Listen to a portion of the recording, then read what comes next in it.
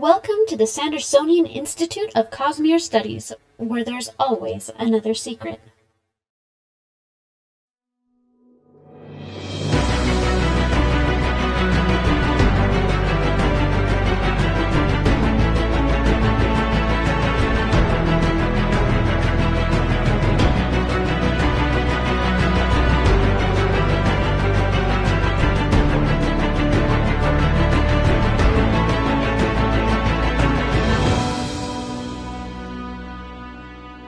Welcome back, everybody, to episode 56 of the Sandersonian Institute of Cosmere Studies.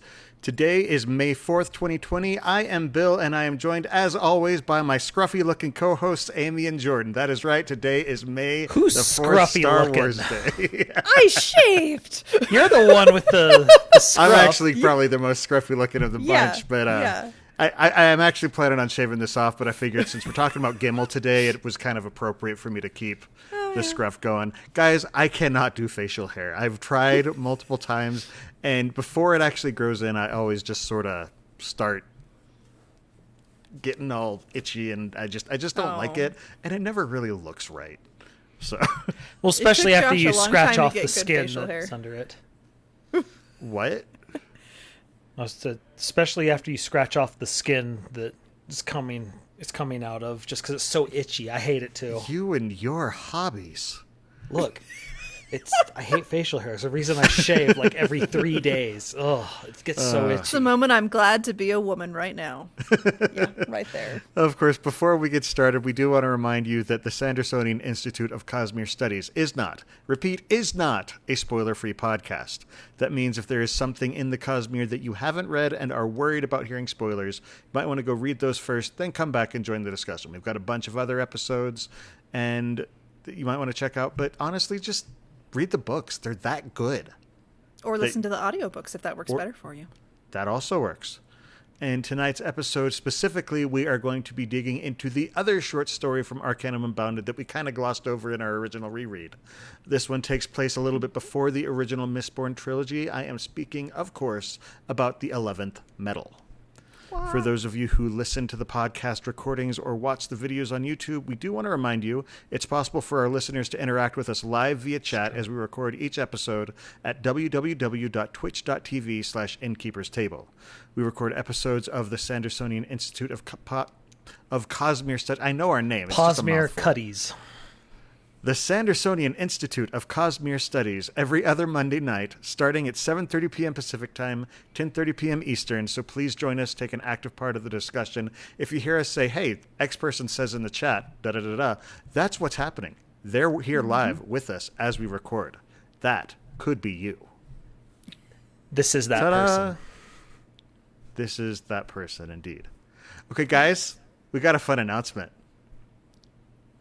So our listeners and viewers may notice that things look a little bit different with this episode. We recently unveiled our newly updated logo. After 2 years, we did realize that it was time for a bit of a refresh with the logo, so we commissioned Hilly and Likely 64 of Manic Dreams Art to work some magic on it. He went above and beyond.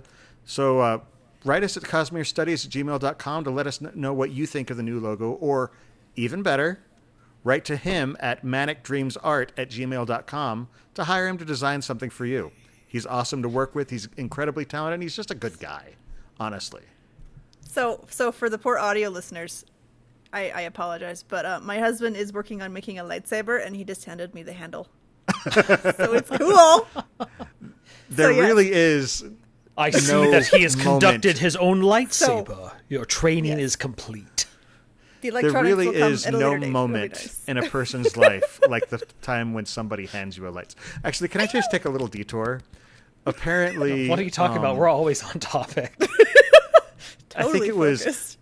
I can't remember if it was Liam Neeson or Ewan McGregor, but they were talking about when they were filming the prequel trilogy, and they just felt like everything became real because Lucas walked up to him and he had one of those like metal cases with a foam inside that's form-fitted, and opened it up, and there's 3 lightsaber hilts inside, and he just said, pick one. Like, That would make me so happy. like, that is the coolest moment in the world.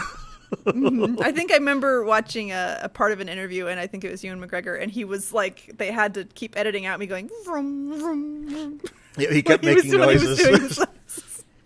Yeah, if he opened that up, I just would have just looked at him and just been like, yes.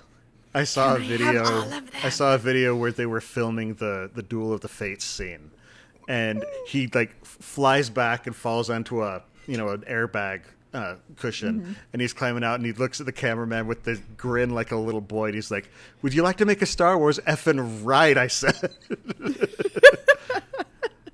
And I'm just like, I mean, yeah, I want to be in Star Wars. But back to the Hilly and Likely amazing logo.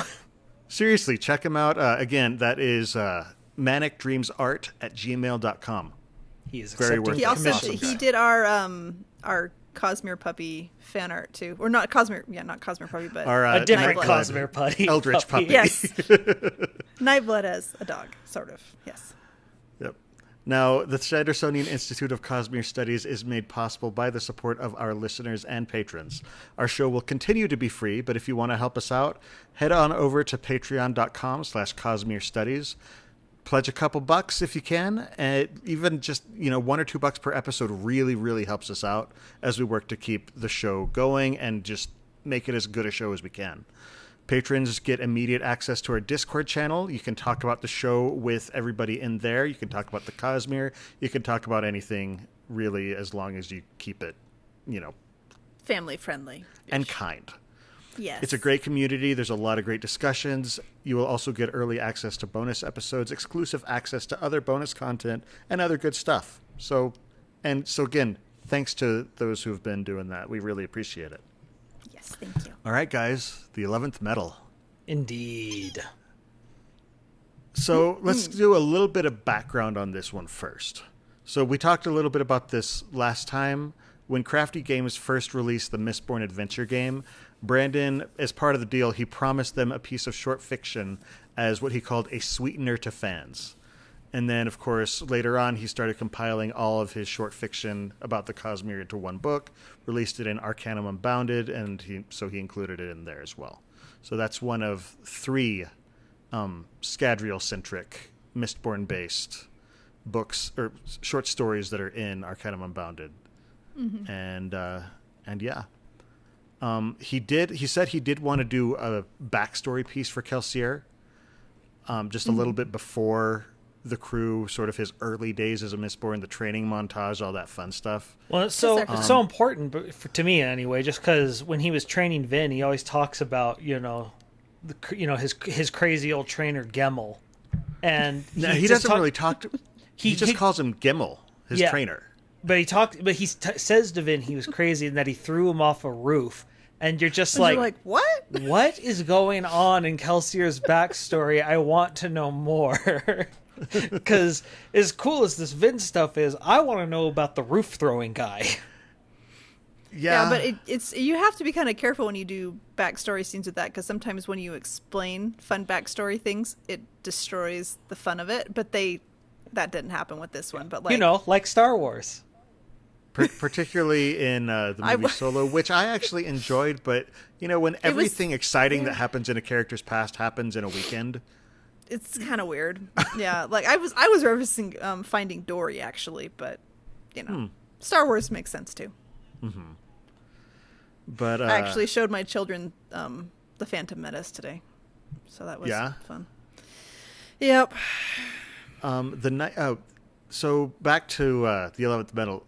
Now, because this was crafted to be part of an RPG rulebook, Brandon was sort of using it as a different kind of tool, because he mentions in the notes after the book that Brandon himself, as we know, is a certified nerd, and he's done a lot of role-playing himself. And a lot of times, you'll have somebody who is really, really into a setting, and they'll drag their friends in and just say, let's do this. And the friends are like, okay, what? I'll do this Mistborn thing. Sure. And so he created this short piece for them to read, and it just sort of gives them a look at the setting. It gives them a look at the magic system. It doesn't spoil anything for the books. Mm-hmm. And again, but there's flavor there if you have read the books. Exactly. So if you have read the books, you know what you're looking at, and you're like, ooh, little tidbit right there. Yeah, but I mean, it gives a nice feeling for. I think I've done a couple games like that, and now my brain is like, we know this has happened, but we can't think of specific examples. But just having examples like that, where a little short story or different things, I've seen that with some of the Palladium RPG books, where they'll give a little scene or something in that particular setting, and so it gives you a feel, just like they did with the 11th Metal here. Well, and there's like Magic the Gathering novels and stuff like that as well. I haven't read any of those. Yeah, I probably should. It's a way to introduce you to the setting and suddenly make it a little bit more real and less just, oh, this is the rule. It gives you some context for the game. It lets you do cooler things, and so you can picture it compared to, okay, well, a coin does what? Okay. The one thing it doesn't really include is it doesn't have any reference to Farukami or Farukimi or however you pronounce it. Yeah. But honestly, that kind of starts spoiling stuff in the books. And so. Yeah. No, this handles the 10 metals, the main ones anyway, pretty well. And and then it gives the fun little thing at the end. It's like, most metals only go up to 10, but this metal goes up to 11. 11. Oh, Mistborn Spinal Tap. It'd be a copper mine tap, but anyway. Wow, you just went right there. I did. I immediately went there. I saw the opening and like Ezekiel Elliott through the hole. Boom. That joke kills with football fans, for the record. Sorry. I used to sort of know how to throw a football. It sort of. So before we get started on the plot, let's take a little bit of a look at Gimel. Because before... Would you like to literally take a look at Gimel? No. Well, because too bad, because I have the image prepped. So as we can see in this image here, Gimel looks like a hobo. Oh, wow. He does. Oh, my goodness. And this is what's actually in the 11th Metal. For the audio-only listeners, you think of the worst stereotype of what a hobo would look like. Now shred his coat so that it's a mist cloak, and he's got one cock eye, and he's King Boomy. Yeah, very King Boomy. Yeah, Boomy with like mist cloak and like his pants rolled up to just below his knees. Anyway, if you want to see the picture, it's in Arcanum Unbounded, so you can check it out there. But it is... Like, when I saw the picture, I'm like, man, I was expecting crazy. I clearly wasn't expecting guy who barely escaped from the insane asylum and ripped his straitjacket to shreds insane. Well, I mean, his initial description is he's, like, scrawny, and he's got a ratty beard, and he's, like... And honestly, it fits exactly what I would have imagined for him. And, like, what is it? There's some line about his hair looked better when it's windblown. It looks like it's more combed than when it isn't being blown in the wind. And I'm like, how does that even work? That's just what? That's sort of like those cars where you're like, it'll be they get in a wreck and you're like, oh, now it runs better. So. I love the voice that oh my goodness, what's the name of the guy? He does all Brandon's audiobooks. Michael Kramer? Yes, Michael Kramer. I blanked on it. His voice for Gimel is like this. And he just sounds like he's on the edge and is about to kill you. It's just this... Like King Boomy. Yes. Boomy. Well, the best is when he throws Kelsier off the thing. And Kelsier is like, you said we're going up. I said we're going up, then down. Then down. Oh, gosh. We're going up so I can see where we need to go. So, talking about crazy... He keeps talking to himself or to somebody. And again, if you haven't read the books, he just sounds like a crazy person. If you have read the books, well, especially with the mists refusing to curl around, right? They don't want to be near him. Repel from him because, again, they don't like hemalurgy. I looked around to see if we knew what spike it was. We don't. There's really no indication about which or where or what. So my only guess would be pushing. I would guess, which is interesting because that's the same thing that Zane had. Yeah. But it's just, he's the one who trained Kelsier. Kelsier is a master pusher. Mm-hmm. It would make sense that his trainer was a master pusher. Right. I do think that's really interesting, actually, is that at the very beginning, Kelsier talks about he gravitates towards the emotional elemency. He's got the gift of gab. He's always been sort of that guy who can convince people, and this is just another tool to make that happen. I mean, what did Preservation call him? A zinc-tongued raven. Yep. Mm-hmm. But Vin talks about how he's a master at pushing and pulling. And it's just really interesting that in this one, that's sort of his weakness. But through training, he becomes an absolute master of it. Training and practice and just the drive that only somebody like Kelsier can have. And especially because I think Gemmel, we can see that he pushed him in really harsh ways and very blatantly pointed out, this is where you're weak. And I don't see Kelsier wanting to be weak in anything. And so he knows, well, I've already got the emotional stuff, so it means I have to really push myself to do. It's not just a matter of not wanting to be weak either, is because around Gimmel's trying to kill him. And he fully expects Gimmel to try to take him down at some point. So he's just like, well, this is Gimmel's strength. I got to get good in it or I might die.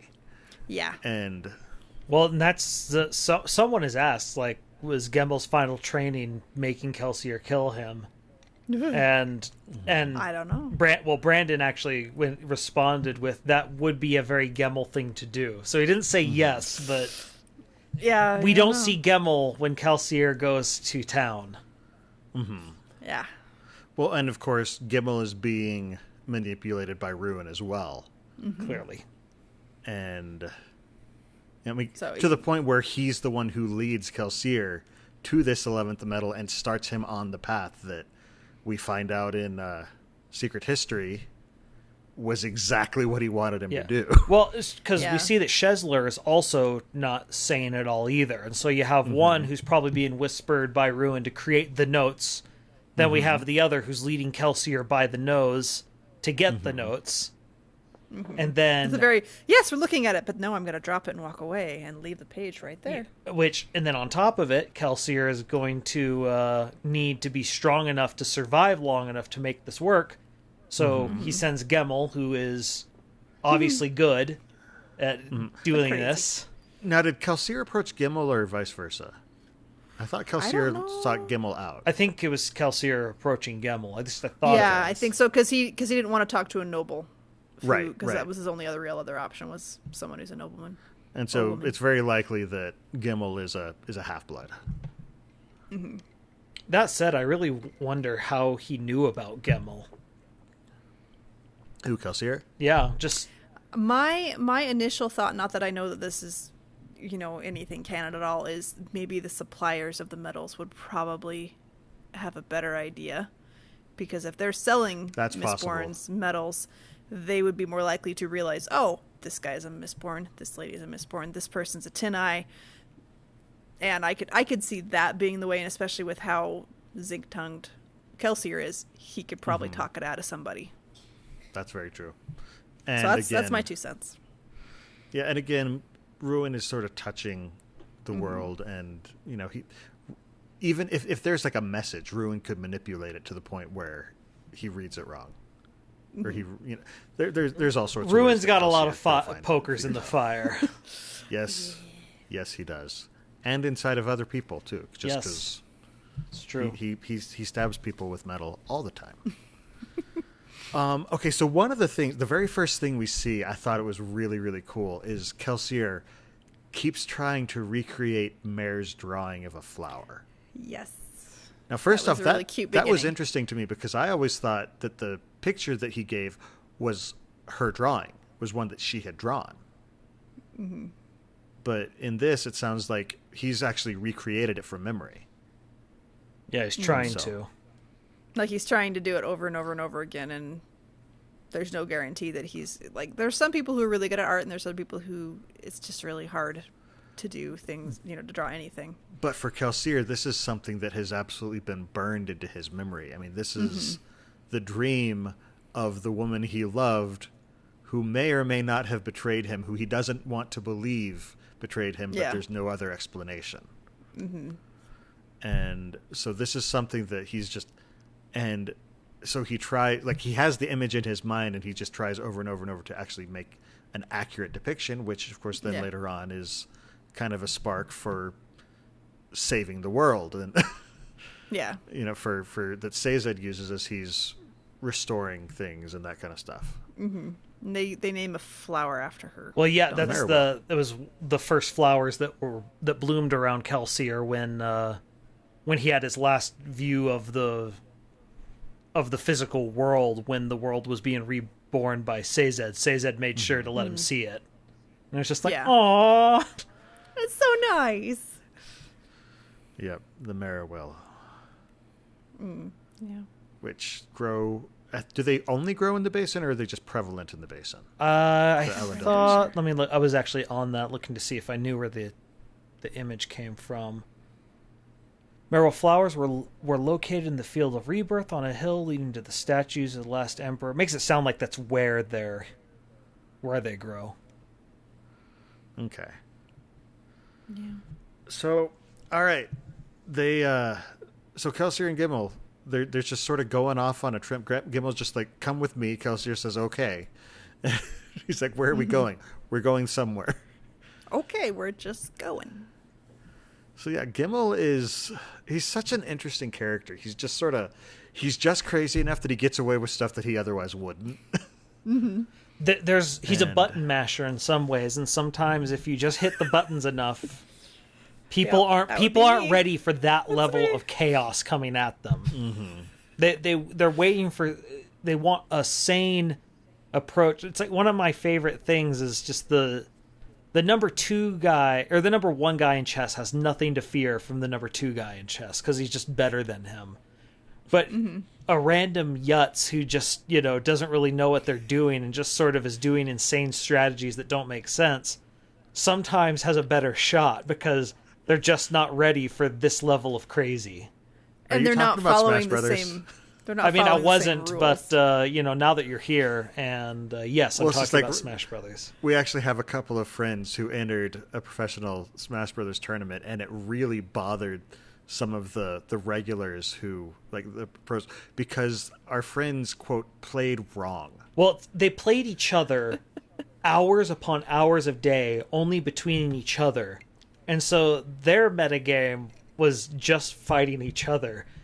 And they had not been tainted by anyone else's style. And so when they show up, they're showing up, everyone else is just like, all right, we're going to fight here with swords. And they're just like, we're fighting with nunchucks. And you're just like, what is happening?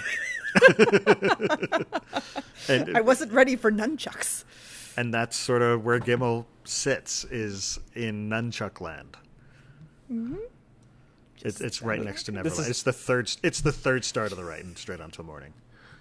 Oh, so. I didn't realize that. Peter Pan could have been a lot more exciting if they had just gone to Nunchuck Land instead. Oh, hey, I thought it was plenty exciting. Thank you very much. I mean, look, I thought so too, but then turns out Nunchuck Land was just one right over. Listen, there's a Peter Pan or Adventures in Neverland board game that's on Kickstarter right now, and I'm really worried that I'm going to have to spend too much money on another game after I just did today. So... Anyway, so yeah, they head up to Keep Shezler, and they which is just the slimiest. His name Antilius Shezler, and you're just Antilius. Like, oh my goodness, you're like the villain in an '80s college movie. These are clearly the haughty frat boys. Oh. Come, Antilius. Like, isn't it? Just I want to punch that guy. Probably has like a sweater wrapped around his neck. Okay, plays I bad. Actually kind of, I don't know why, but I get kind of foggy between what happens between the wall and then heading down to the basement. Do they just go? They or does something happen in between? So they're climbing up to go up really high. Yeah, right. And he's having to keep up with him at first, and Shezler's like, "What do you do?" Or not Shezler, dang it. Gemel's just like, what are you doing? Why are you climbing? Because Kelsier is sort of doing the same thing Vin did and just trying to preserve his resources. Because it's not the coins. That's right. It's not the coins that Kelsier's trying to preserve. It's the metals. It's the metal, because that's the thing he's unfamiliar with. Yeah, and he mentions, have you, if you fight a street elements. Street kid or whatever. Yeah. It's like they're throwing everything at you. Just they don't want to give you a chance to retaliate. Yeah, they just get that aggressive in your face. It reminds me kind of Ender's Game, where he doesn't just want to win this one fight. He wants to win all the fights in the future. Yeah. And so he just gives everything at the beginning. He's just like, this isn't happening. But yeah, and so it's just, again, Gimmel's teaching him, fight dirty, fight scrappy. This isn't a noble profession. You're skulking around in the dark. You're trying to kill each other. Well, and he's trying to get him to think like a Mistborn, because right now he's thinking like a thief. And it's like, you're the 800-pound gorilla in the room. Act like it. Yeah, don't tiptoe. Yeah, give somebody a love tap and knock him over. Yeah, I think that in that time when they're climbing up is when Kelsey is either thinking it, and Gemmel kind of calls him out for him having grown up in like a cushy lifestyle compared to not having grown up on the street like he pretends to have. Right. Well, because I think it's more in Kelsey's head though. Yeah, well, it's also because he has the whole, because he's like, we're gonna have to infiltrate the keep, and Kelsey's like, okay. I'm going to need disguise, I'm going to need this, because Kelsey is thinking of how to infiltrate the house, as if he was going to steal something. And his whole point is, no, we're going to bust the doors down like we're Emperor Kuzco and just be like, boom, we're here. Boom, baby. Well, but and it is one thing I do like, because Gemmel is very much a club that just hits at things, because he's used to having so much more power than everyone else. And look, when you have that power, shock and awe is a pretty dang good strategy to go with. But but Kelsier does think like a thief, and so even when he starts thinking like a Mistborn, he does think to himself, okay, I'd like to have the element of surprise on my side. I don't want the element of surprise to be like, holy crap, this guy's crazy, because Kelsier can't have the level of crazy that Gemmel has, and that's saying something, because Brandon has said Kelsier's probably a psychopath, and Kelsier's not crazy enough to be Gemmel. And that actually Kelsier's a psychopath, but Gemmel is a madman. Yes. Yeah. It also reminds me, Kelsier keeps trying to force himself to smile, and Gemmel's like, that doesn't look right for a smile, and Kelsier's like, that's because you don't know how to. Or you never have, or whatever. And like, as the story goes, his smile becomes more genuine. But that's, because it's driven by other things, like his spark gets reignited. I read an interesting theory that somebody mentioned. I read an interesting theory that somebody mentioned about Gemmel and the fact that he is 99%, like, it has never been confirmed that he's Spike, but we know. And the fact that he actually makes a statement that's very similar to one that Ruin makes in the books, where he, when Kelsier asks what the meaning of life is, and Gemmel says, to die. And Ruin says something about people only existing so that they can die. Things only exist to be destroyed, I think, was something like Ruin. that. Yeah, was probably Ruin, but I think Gemmel does say, like, people live to die or something. Well, yeah, no, that's exactly what he says. Is Kelsier asks him what the meaning of life is, and he says, to die. I think he first says, he's like, I don't know, I think it's to die. Like, something like that. He says it like, I don't know, but I feel like this is the thing. And Kelsier's just like, I mean, he's not wrong, I guess. And Ruin says that people only exist to be destroyed, which, particularly from Ruin's perspective, who worked with preservation to create humans, he created humanity so that he could destroy them. And so in his mindset, humanity literally only exists to be destroyed. Yeah, to Ruin, this isn't a piece of art. To Ruin, it's a domino set. The whole point of it was to eventually knock it over. It's fun to see how it falls over, but that was the whole purpose. I do love the irony of Gemmel telling Kelsier the purpose of life is to die, and Kelsier ends up becoming the survivor of everything at this point. He refuses. But he also makes the heroic sacrifice. Yeah. He was there to die to become that martyr. Yeah. But of course, being Kelsier, he survived, because Kelsier just he's doesn't Kelsier. do what Kelsier he's makes his own rules. Kelsier He's refuses to just- do what's expected. Kelsier is that that extra. guy in your campaign who you're just like, I don't think that's how this ability's supposed to work, but I mean, I guess It's this not is breaking the rules. it. And thus it's like, and when I use this, push 18. You're just like, you can't push 18. Dang it, Fredwood. And that's why I can never leave y'all alone, because when I miss a session, you destroy the known universe. Look, the God game wasn't our fault. Oh, man. Oh, Anyway. that was a crazy game. Yes, it was. So I got to be a dragon. A So- dragon ninja. Dragon ninja, yes, it was great. so Gimel, he says first we go up and then we go down. And Kelsier says, and then we go up again. And Gimel's like, no, we go down some more. More, because So now I apparently can see they where head we're down going. into a basement or dungeon laboratory.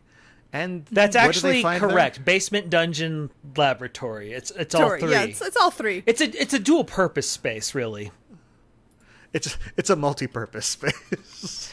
And here's the dungeotory. I'm sorry, what? You don't want to find out, actually. This is going to kill the resale value. But yeah, so they find a bunch of ska, and the ska are basically say, just kill us and let us die. Or was let it free us. us or kill us? Free us or kill us. Okay, I couldn't remember because I remember They gave us. it They being gave more the two bleak options, than and that. he ended up talking. He ended up talking to the second one because the first one was too scared of him, even like trying to reach out to take off Right. her gag. And Which indicates they apparently- haven't had the best time. Well, yeah, apparently No, Shezler's not so been much. experimenting on them. So not only is he a crazy, lord and a mistborn, he's also a mad scientist. And so he's been experimenting on Because these... apparently we're having a lot of fun with word salads today. But yeah, he's just been trying to figure out new metals and stuff, and you see all these notes that he's left. And I love that Gimel comes up and he picks them up, and Kelsier sees them, and this is the climax, and then he sets it aside. Ooh, fork! He's just like, now that's a fork. You're just like, okay, lift. A little bit. Actually, Except it's that- more Wayne, She actually. takes food. She takes Yeah. food. Wayne takes things. Are you kidding? Lift can make her own fork. A shard fork that goes straight through the plate. He's the greatest fork. The window. But no, so yeah, Shezler comes down actually and starts, monologuing. You can't and- do this to me. You sly And- dog. Well, and after the fight, like, I'm just blanked. Oh, Kelsier. He, pewter pushes a piece of glass into his throat 3 times. I don't know why it's important that it was 3 times, but he said 3 times exactly, so... Well, I think But, I think it's a good show of Kelsier's mental state, because in that moment he sort of is singing all the arrogance of the nobility all at once, because this guy is the epitome of that noble arrogance and the disdain for the to the life point- of those to the point beneath where you. he's using the ska as test Guinea subject. And so this Yeah. guy is the perfect metaphor for everything Kelsier hates. And And it's he's sort got of a lot of rage. yeah, and well, he hasn't had a true outlet for it yet, and this is the first kill. And what's Kelsier say about the first kill? The first kill is the hardest. The second one is always easier than the first.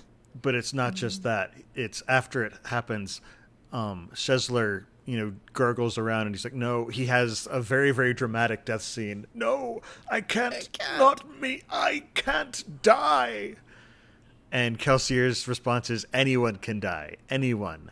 Anyway. And a thought, a seed of a plan, began to form in his mind. Dun, dun, dun. He says, I'm going to bring down the big guy. Yep. Because I'm Why? Kelsier. Because he wants... And 'Cause what I'm does he just want? that extra. Revenge. When does he want it? In an amount of time that makes sense as far as how this plan goes. Within the plan. That's what he wants. But it's just And then, of course, he finds the book talking about an 11th metal. Now, it doesn't say in this book what the 11th metal might do. It's just, theories and suppositions and all the all sorts of stuff experiments he about the I would existence love of to an 11th know metal. where the metal came from. What do you mean? Well, because he has the rod of of the 11th metal when he was with Vin. How he go. Well, I mean, I'm guessing that just looking through the notes, he figured them out and then had somebody make it. To which I would. That's another one of those. I'd love a side story about that. I bet that's interesting. Mostly because I bet that story also would tie in with this final showdown with Gemmel that feels too appropriate Possibly. to not be what happened. It could be a matter of him going to, one of the guys who supplies Mistborn metals and saying, "Hey, make this." Okay. Yeah. So. Or maybe the fork is made of the 11th metal. And that's why he had to kill him. You never But know. I like the way it's described. Kelsier finds a spark that's kind of been missing since Mare died for vengeance and more. Yes. Because he laments early in the story that he's like, I don't know what my next step is. Because I think Gemmel asked him that, and he's like, I don't know. Because he's so used to always having the next scheme figured out, and he just doesn't right now. Mm-hmm. Beyond figuring out how to be a Mistborn. Right. Oh, boy. Yeah, it's a shorter piece, but it's an interesting one, and I like the context that it was released under. Yeah, well, it's very interesting as a set piece to give people a feel for the world, because it talks, it makes a lot of specific points about the ash mounts and the mists. Yeah. Because if you're not familiar with Mistborn, you got to understand the ash and the mist. This is the world. This is what it's like. And the architecture too. He talks about that quite a bit as well. And this is something that Brandon's so good at, is pointing out why it doesn't fit with what you think. Because he always talks about how Sazed doesn't fit what your image of a terraceman is. But by saying that, you're able to actually give more exposition than you normally would be allowed to, because you now have to say why he doesn't fit the thing. So in this one, he talks about how their buildings aren't like the ones in Luthadel. In Luthadel, everything's clean because they're always clearing out the ash. Always cleaning, yeah. And so you suddenly understand, so you have to clean up the ash, and it just builds it's just up. always falling. It's Brandon's so good with understanding just how to get away with exposition. What questions the readers are going to ask, and how can I answer those questions without having a maiden butler having a conversation? Well, and of course Yeah. Well, and then he does a good job of showing off the base metals that you would need in this fight, because we see pewter pulling and pushing. Yeah. Like, we see tin. Those ones are easy. But he shows off the emotional ones with the Kelsier's interaction with the Ska. Or was that with the guards? I don't recall. Okay. I don't know that he actually... I think he thinks back on the crew. And that's when he talks about the emotional ones. Because I don't think he burns any emotional ones. He burns all of them at one point. Well, but you don't see it affect other people. I thought he used them with the Ska because they were freaking out, and he was trying to get them to talk. He may have. I honestly don't remember. I just reread it today, and I can't remember. I will look and see if I can. I thought he did. But then, we also see copper. We see the effects of copper and bronze pretty well. It's explained, though. And I remember that he does talk about it with the flashback, thinking back on a copper guy who he used to know and other stuff like that. Right. The one that got killed with him and Mare. Right. Or not. Yeah, it would have been. Got killed when he was with him and Mare, I should say. Right. Yeah. No, he the other thing that's really interesting about the way this one is formed is because we're so used to the Kelsier who's so glib and in charge. We've never seen Kelsier really as the follower, because even in Secret History, where Kelsier is having to be a lot more passive than he would like, he's still the active force, because preservation is completely, he's literally lost his mind. And so he's the active force. He can't affect a lot, but he's constantly look for, what do I have control over? What can I do? Because that's, it's not just his personality. It's also, if you want to affect the world, that has to be your attitude, is what can I control? Yeah, like with writing, there's active verbs and passive verbs, and Kelsier's all about the active verbs. He doesn't. Well, that's why he nearly went insane when he was trapped in the wells, because he had no one to talk to, he had nothing to do, he just could only think. Yeah. And for an extrovert... And then the first person he talks to beats the snot out of it. Yep. They had a fun conversation up until then, though. Oh, they had a wonderful conversation. Are you kidding? You got Kelsier and Hoyt having a chat. Of course they had a wonderful conversation. Yeah, so I didn't see any emotional allomancy being used on the ska. Okay, I didn't think so.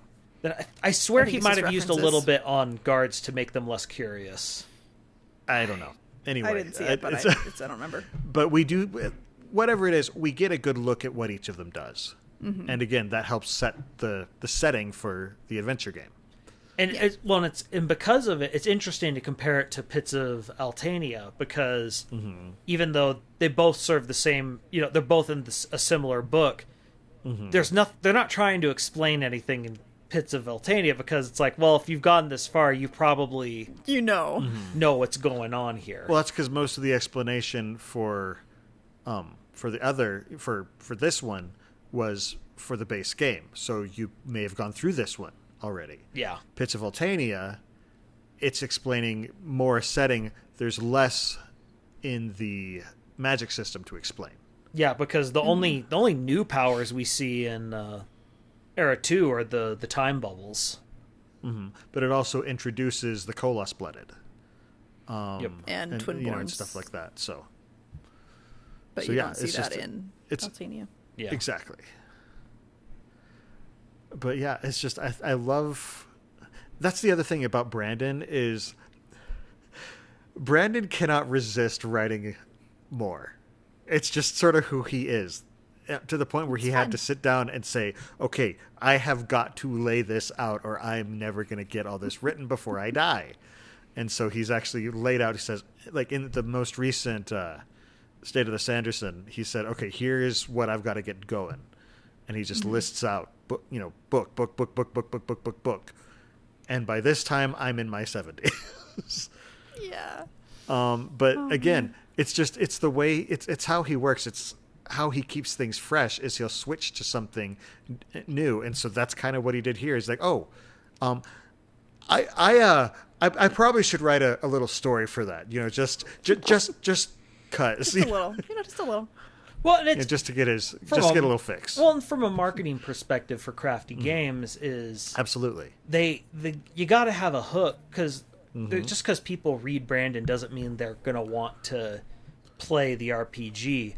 But if you put just a little bit of something in there, they might buy it just for completionist's sake. Because there was a good amount of time between the release of Mistborn the Adventure Game, or the Mistborn Adventure Game, and Arcanum Unbounded. Yeah. And so for a while, that was the only way to get the 11th medal. But as a fan, as soon as you get the book, especially back then, we also didn't have the other power, because I don't think we had... Did we have Alloy of Law yet? I can't remember when it came out. Now I have to look that up. Yeah, but I don't think we had Alloy of Law yet. So this was also... I mean, we had the charts that said what the powers were. It's when the 2012 is when the game came out. Okay. And Alloy of Law came out, I think, in 2011. Okay. But this was the first look at some of the newer metals and what their powers were for both Furukami and for Allomancy. Because, as part of a rulebook, it's got to list everything. And so that's where we got some of our first looks at Furukami. And, it's like, this stores investiture. And everyone's just like, what? Mm-hmm. What is this? What are you doing? Because we didn't have the word investiture yet. Well, we did have investiture that had been talked about by, forgetting his name, in Warbreaker. Hoyd? No. The guy with Nightblood. Why am I blanking? Vasher. Because Vasher gives his whole used speech. The word investiture? I believe so, because I believe as part of his whole very didactic explanation to Vivenna. To Vivenna. Okay, I don't recall that. If so, it was in a throwaway line. And yeah, it was. We didn't clearly we understand investiture far more now. Mm-hmm. But in this game, the way it did was investiture could be converted from one type of metal to another, essentially, which obviously isn't how it actually works. But they had a Brandon has said, consider this game taking place in an alternate universe. Well, and to the point that this is, I know we're sort of getting off the subject with 11th Metal. I liked in the actual game they have stats for a lot of the characters, and it even has like thoughts for possible alternate world campaigns, and like one of them was like, what if Kelsier had survived his plan and ended up becoming the villain, and stuff with like where Vin actually was like part of a nurturing home. Right. Yeah.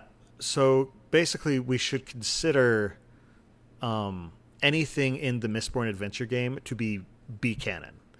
You know, so when you're looking at back when the Star Wars Expanded Universe was the Expanded Universe rather than now what's called Legends, there were different ranks of canon, film canon being highest, and then moving, in descending order. And so this is like a lower level of canon. Anything that comes out in the books completely erases this, and you shouldn't even really consider this full canon, period. So a lot of people try and look at the way the magic system works in the game, and Brandon has specifically come out and said, okay, that is to make the game, that's to facilitate gameplay. That's not necessarily that's functionality, how it works. Exactly. Yeah, so the books are A canon, the Words of Brandon B canon, things like this C canon, and that would make fan fiction canon in D. Get out.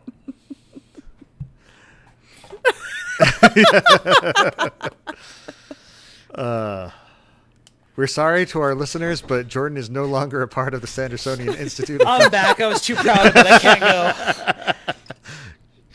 If you're an audio only listener, the scenic route to that setup, I loved it. Oh, it feels if you're so an good. audio only listener, go look at the video on YouTube, because he had the most smug grin on his face, and I wanted to hit him. Oh, it was the so biggest bad. creme-eating grin you've ever seen. Oh, wow.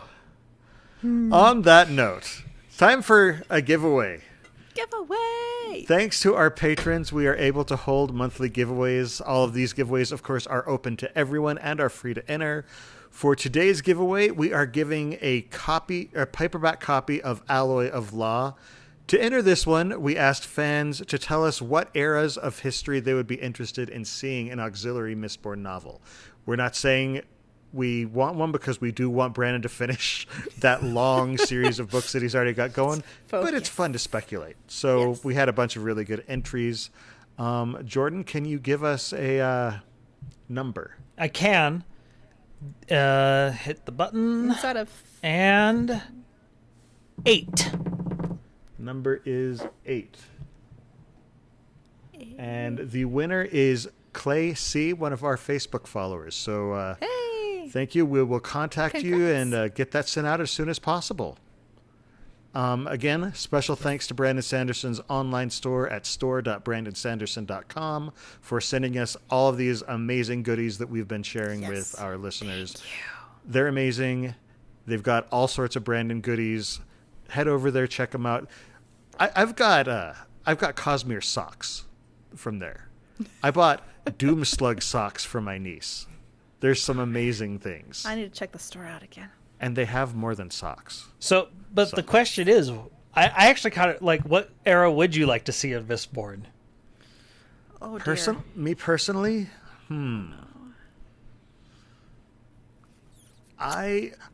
Brandon has talked about one, and I kind of would love it, I think he talked about one in the 20s. I'd love to see, like, Prohibition-era gangsters. That's my answer as well. That's funny. Like, I just think that would be like, amazing. Feudal, but I'm like, it already is feudal, so that doesn't really work. Like, I don't know. The other setting I think could be interesting swords, is when they use swords, but that doesn't make sense with Mistborn either. Yeah. Sorry, I'm just the thing that I think would be very interesting, but it just hasn't made sense for the world at this moment, would be a seafaring Oh. But the thing is, Mistborn we're pirates. completely bypassing the sea stuff because now we have flying things, which means I want the Dawn Carnage of Mistborn. I want air pirates now. Actually, I wouldn't mind like a Voyage of the Dawn Treader where they sail west. I don't Because get you that have reference. you have the seat of Voyage of the Dawn Treader is the third book in the Chronicles of Narnia. Okay. And they get on a boat and they sail east just to see what they can find. I'd love to see something like that going out of the Ellendale Basin and just sort of seeing what is there. I think it'd be neat. Anyway, so another cool thing about this week, we're gonna take a look in the mailbag. We have an email from a listener named Noah. So what Noah says, he says, I'm a long-time listener, first-time emailer.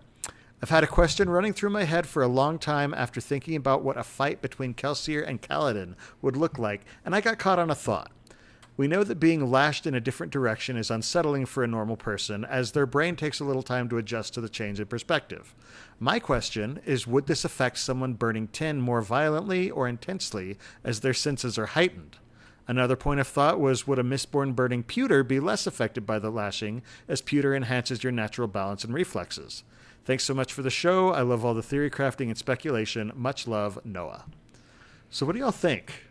So I actually talked to my husband over dinner about this, and my kids going, "What's that? What's that?" And I'm like, "Don't worry about it right now. This is too much to explain to you." But I Right now you're getting them into Star Wars and Star Wars Mistborn one is a thing at little a bit time. older. Okay, Uh-huh. I will get them into the Cosmere later. But I think you would probably get more sick if you were getting lashed when you're burning tin, because like they said, it's your senses are heightened, and I can imagine that being very puke inducing. And then pewter I think would help you, but I almost got caught up on the thought of Kelsier versus Kaladin, and we got thinking about, well, what time of Kelsier would it be? Would it be when he's training with Gemmel, or would it be right before he dies, or would it be after he's the survivor and has a body again? Like those would be very different. Yeah. Well, for it to Kelsier. actually happen, it would have to be option C. But Yes. for this speculative fight, I would probably say end of the Final Empire, Kelsier versus Oathbringer Kaladin. Oathbringer. Yeah, Kaladin. I think it I might could- even say end of Words of Radiance, Kaladin. so that he's capable.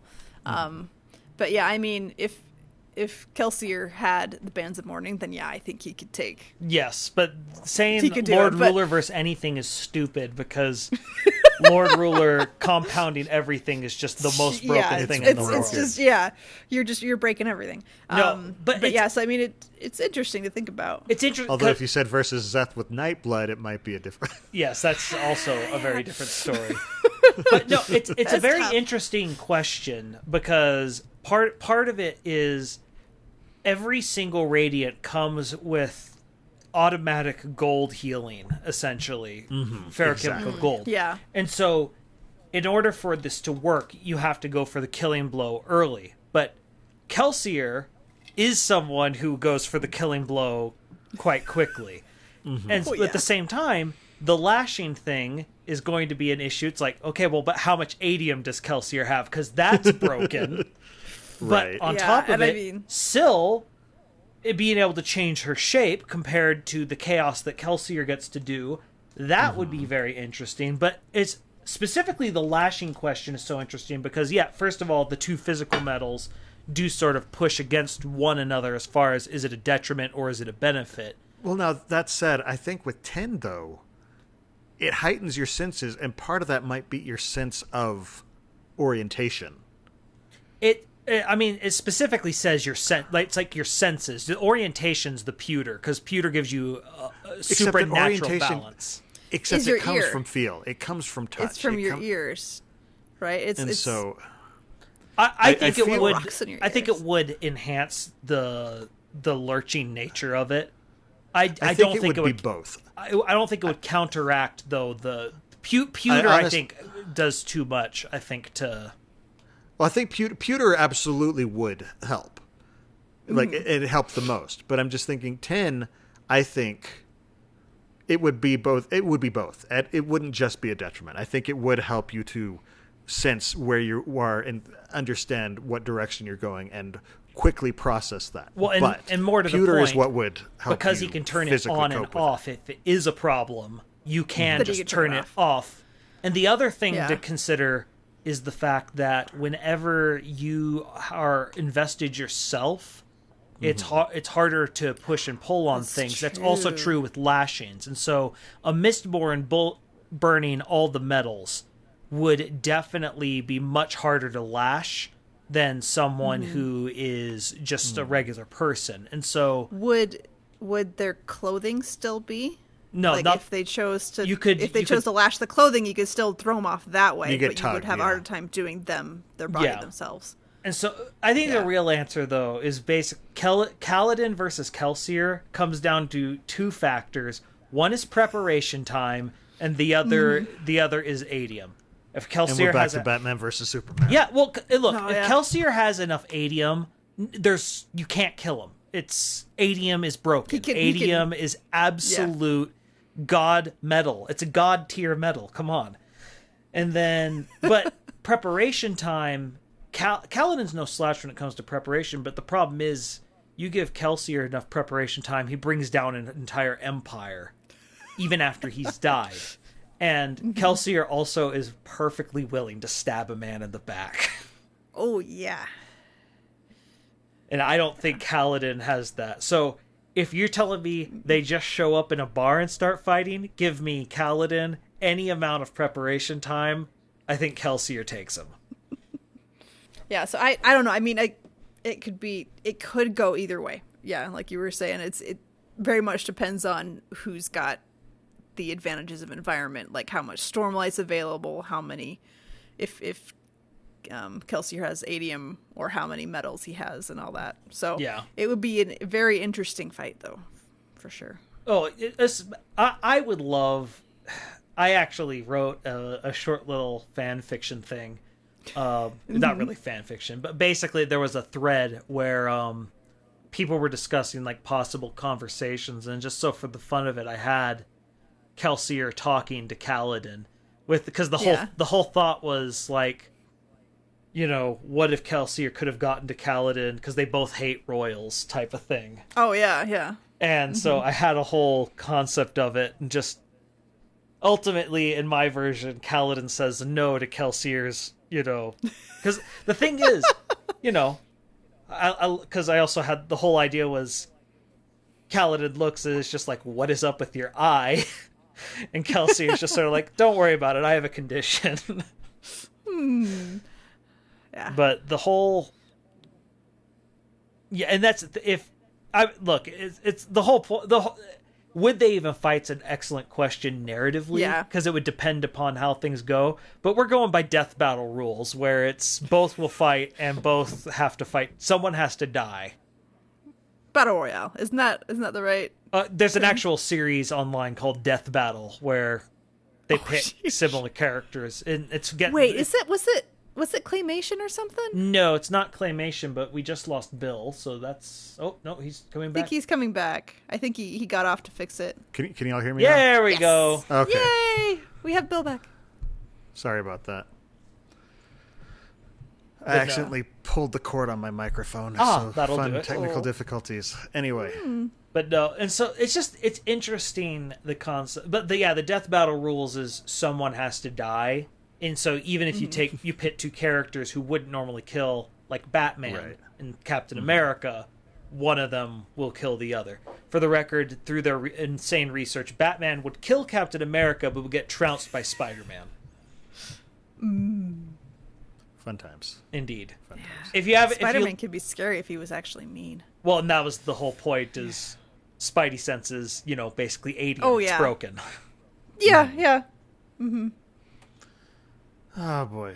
Well, thanks, Noah, for sending that in, and you know, we love hearing from our listeners. So keep on sending in questions. Ask us about the Cosmere. Drop ideas for topics you want us to discuss. And while you're at it, give us feedback about what you think. about the show, what we're doing, Yes. and any interesting theories you might have about what's going on or what will go on in the Cosmere. You can send all those questions and suggestions in a brief, concise email to cosmerestudies@gmail.com, and we may be able to read it on the show like this one. Of course, if you would prefer to send us a physical letter, we also have a P.O. Box at the Sandersonian Institute of Cosmere Studies, P.O. Box 970063, Orem, Utah 84097. Now, outside the podcast, we each have our own personal projects. Jordan, why don't you start us off this week? Oh, well, I actually just launched, is that most of the listeners know, I do amiibo stuff where people train their amiibo and we have them fight their own death battles. And I actually just launched Gauss, the Grand Amiibo Ultimate Smash Series, where it's going to be, one, a fun acronym, and thus I'm involved. Secondly, it's going to be a series of amiibo tournaments that people are going to get points for it, and we're eventually going to lead up sometime in November to the final Gauss down, where the top 8 people end up facing off against one another. And I actually, the whole reason we actually ended up with this custom logo from Hilly and Likely was I commissioned someone else for a logo for Gauss, and he messaged me. He's like, hey, next time you need something, why don't you let me know. And I'm just like, well, now that you mention it, I mean, I wasn't going to have this conversation, but as long as we're here. Hey, works for me. Well, cool. Yeah, so definitely check that out. How about you, Amy? What do you have going on? So I'm all of the lovely events of the world have made things interesting because everybody's at home, so that makes things interesting. But so you're saying the kids don't help with like old time sweatshop conditions? They're not working the mills with you? Not so much. No, I'm lucky to get them to weed a little bit. My fingers hurt. Yeah. Now your back's gonna hurt. You just pulled. Well, actually, wait. She was giving them landscaping duty. Now that I think about it. Yeah, just a little. So my Facebook is Coincidence Cosplay and Props. My Twitter is @CoincidenceCosp because my name is too long. My Instagram is @coincidence_cosplay, and my website is www.coincidencecosplay.com, where you can find dice and little tiny Eleanor crowns that I need to sell because they're too small. Awesome. And so I just finished my my Christmas tree topper, which is a Death Star about, like a softball size. Did you finish it today? So, yeah, I clear coated it. On so the it's 4th, nice. On the 4th, yes. Very nice. And then I'm also working on my Nazgul sword. I need to make it look rusty. So, yep. Time to that's what I'm working on right now, distress. kind of. Distress it. Make it look real. Awesome. So, yes. And when I'm not here, I have a bunch of board game reviews over at the Innkeeper's Table at www.innkeeperstable.com. I post about games on social media, so check those out on Facebook, Twitter, and Instagram at Innkeeper's Table. And I have got a new project in the works. I teased this last time. So if you, like myself, are a fan of board games, or even if you're just interested in learning a bit more about the subject, I am actually going to be launching a new podcast in the next few weeks with a buddy of mine. My friend Dylan and I are going to be starting a weekly podcast called The Innkeeper's Table. We're trying to keep it very accessible to people who are new to the hobby while still covering information that longtime board gamers will care about. We're aiming for kind of a bite-sized format. Each episode should be between 10 to 15 minutes. We'll be discussing different gaming topics, highlighting specific games some weeks, talking about different game mechanics, and really just having a good time talking about a hobby we both love. We're planning to launch an introductory episode as well as a full episode next Friday on my birthday, May 15th. Hopefully everything works out that will happen. After that, we're going to be releasing one episode per week on Friday mornings. So please come check that out and help us get this thing off the ground.